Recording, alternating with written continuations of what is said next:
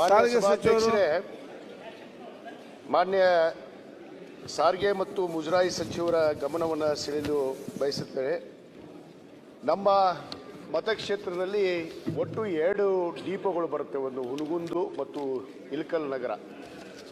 ಇಲ್ಲಿ ಸಿಬ್ಬಂದಿಗಳ ಕೊರತೆ ಮತ್ತು ಬಸ್ಗಳ ವ್ಯವಸ್ಥೆ ಕೊರತೆ ಇದೆ. ನನ್ನಲ್ಲಿ ಸುಮಾರು 140 ಹಳ್ಳಿಗಳು ಬರ್ತವೆ ಮಾನ್ಯ ಅಧ್ಯಕ್ಷರೇ. ಅದಕ್ಕೆ ಅಲ್ಲಿ ಬಸ್ಗಳು ಸರಿಯಾಗಿಲ್ಲ, ಆಮೇಲೆ ಸಿಬ್ಬಂದಿಗಳ ಕೊರತೆ ಇಂತ್ರ ಅಲ್ಲಿ ಅನೇಕ ತೊಂದರೆಗಳಾಗ್ತಾ ಇದ್ದಾವೆ. ಅದಕ್ಕೆ ಮಾನ್ಯ ಸಾರಿಗೆ ಸಚಿವರ ಮತ್ತು ಮುಜರಾಯಿ ಸಚಿವರಿಗೆ ತಮ್ಮ ಮುಖಾಂತರ ಈ ಗಮನವನ್ನು ಸೆಳೆಯಬೇಕು.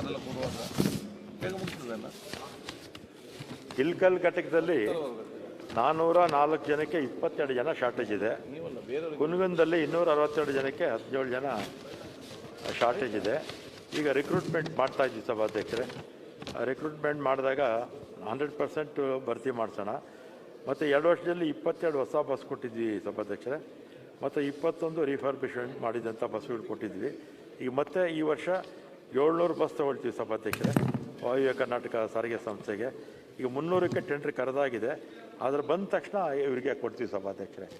ಮಾನ್ಯ ಅಧ್ಯಕ್ಷರೇ, ನಮ್ಮಲ್ಲಿ ಸುಮಾರು 20 ವರ್ಷದ ಬಸ್ಗಳಿದ್ದಾವೆ. ಏನಾಗುತ್ತೆ, ನಮ್ಮ ಕಡೆ ಉತ್ತರ ಕರ್ನಾಟಕದ ಅಂದ ತಕ್ಷಣವೇ ಯಾಕೋ ಎಲ್ಲ ಹಳೆ ಬಸ್ಗಳನ್ನು ಒಯ್ದು ನಮ್ಮಲ್ಲಿ ಬಿಡ್ತಾರೆ.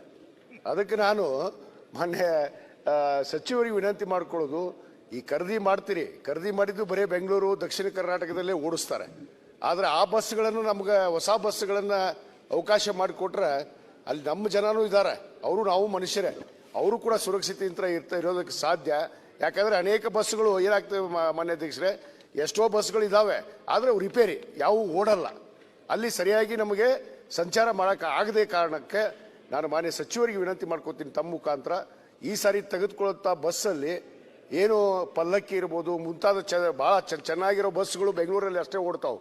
ಅಲ್ಲಿ ನಮ್ಮ ಜನನೂ ಕೇಳ್ತಾರೆ, ನಮಗಂತ ಬಸ್ ಆಗ್ತಾ ಅವಕಾಶ ಇಲ್ಲ ಅಂತೇಳಿ.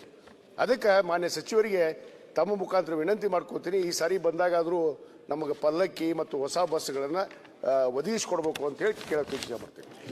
ಅಧ್ಯಕ್ಷರೇ, 4 ಕಾರ್ಪೊರೇಷನ್ನು ಕೂಡ ನಾವು ಎಲ್ಲ ಸ್ವಾಯತ್ತ ಸಂಸ್ಥೆಗಳು ಅವರಿಗೆಲ್ಲ ಇಂಡಿಪೆಂಡೆಂಟಾಗಿ ಬಸ್ ಪರ್ಚೇಸ್ ಮಾಡೋದು ಎಲ್ಲ ಪವರ್ಸು ಅವ್ರಿಗೆ ಕೊಟ್ಬಿಟ್ಟಿದ್ವಿ ಸಭಾಧ್ಯಕ್ಷರೇ. ಆಮೇಲೆ ನಾನಿದ್ದಾಗಲ್ಲ, ಹಿಂದೆ ಟ್ರಾನ್ಸ್ಪೋರ್ಟ್ ಮಿನಿಸ್ಟರ್ ಇದ್ದಾಗಲಿ ಈಗಾಗಲಿ ಹಳೆ ಬಸ್ನ ಆ ಭಾಗಕ್ಕೆ ನಾನು ಯಾವತ್ತೂ ಕೊಟ್ಟಿಲ್ಲ. ಮಧ್ಯಲ್ಲೆಲ್ಲ ಒಂದು 50 ಬಸ್ಸೋ 100 ಬಸ್ಸೋ ಮಧ್ಯದಲ್ಲಿ ಕೊಟ್ಟಿದ್ರಂತೆ ಅಷ್ಟೇ. ಅದರಿಂದ ಅದು ತಪ್ಪು ಕಲ್ಪನೆ ನಮ್ಮ ಮಾನ್ಯ ಸದಸ್ಯರದು. ಅದರಿಂದ ಆ ಥರದ್ದು ಹಳೆ ಬಸ್ ಯಾವುದು ಇಲ್ಲ, ತಾವು ಕೊಟ್ಟಿರಿ ಅಂತ ಹೇಳ್ತಾ ಇಲ್ಲ ಸರ್. ನಾನು 20 ವರ್ಷದ ಬಸ್ ನಮ್ಮಲ್ಲಿ ಅದಾವ ಅಂತ ಹೇಳಿ ನಾನು ನೀವು ಕೊಟ್ಟಿರಿ ಅಂತ ಹೇಳ್ತಾ ಇಲ್ಲ. ನೀವು ಕೊಟ್ಟಿದ್ದೀರಿ ಹೊಸ ಬಸ್ಗಳು.